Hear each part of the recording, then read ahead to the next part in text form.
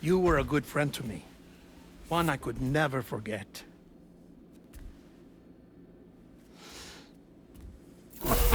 Which is why I took steps to ensure that this message would only play upon your arrival. The sensors were set to scan for your biometric data. A simple enough trick.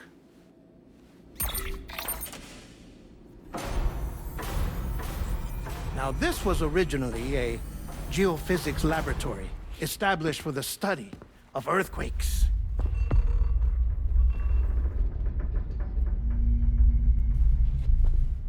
And for that reason, it holds a wealth of documentation on gatequakes, tar currents, and plate gates. As well, I discovered, as research data on the other side. Now, what I'm about to tell you, I learned after I came to this place.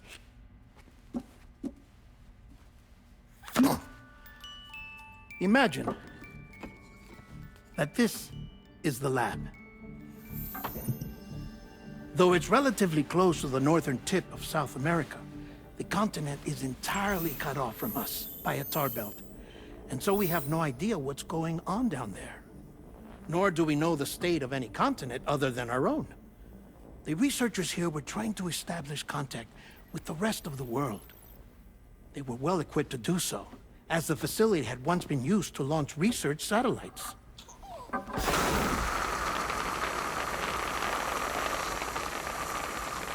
So they tried launching a variety of probes and drones in the hope of obtaining observational data, with no success. The Earth, you see, is shrouded in a thick layer of chiralium that renders electronics inoperable at altitude.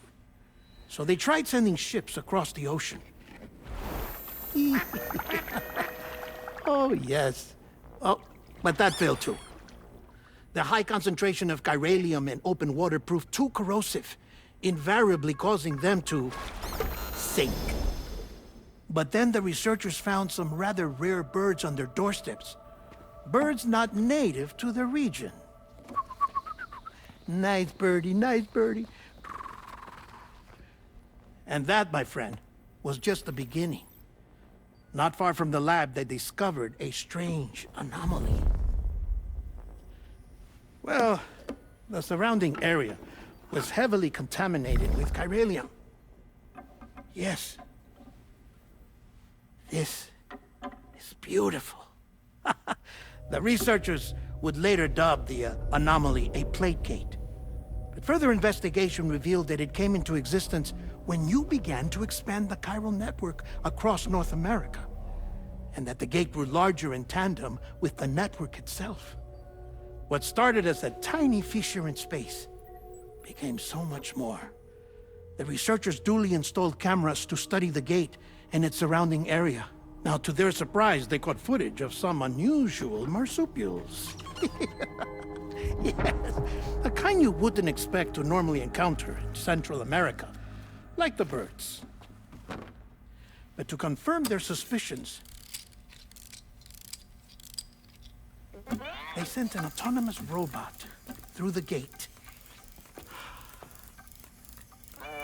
The soil samples it collected were consistent with the archived geological data from the southern hemisphere.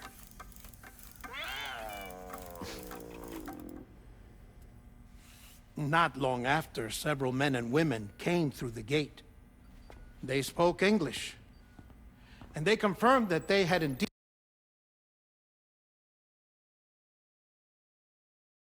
come from faraway Australia. We finally knew the world outside North and Central America had survived. Ours was not the last bastion of humanity, but Australia had suffered the death stranding too. Undeterred, the researchers began working closely with Bridges and conducted a series of tests, paving the way for an expedition to Australia that would lay the groundwork for chiral network expansion. After they had first installed surveillance equipment, that is, so that the gate could be monitored from the Mexican side, a necessity to this day as Australia is not yet connected to the chiral network. The UCA may not have dreams of conquest and control, but they aren't about to let just anyone use the gate. Indeed, that's one of the reasons they were so determined to connect Australia to the network in the first place. Well, I suppose that's all I have to say about the plate gate. There's something else that I need to tell you, though.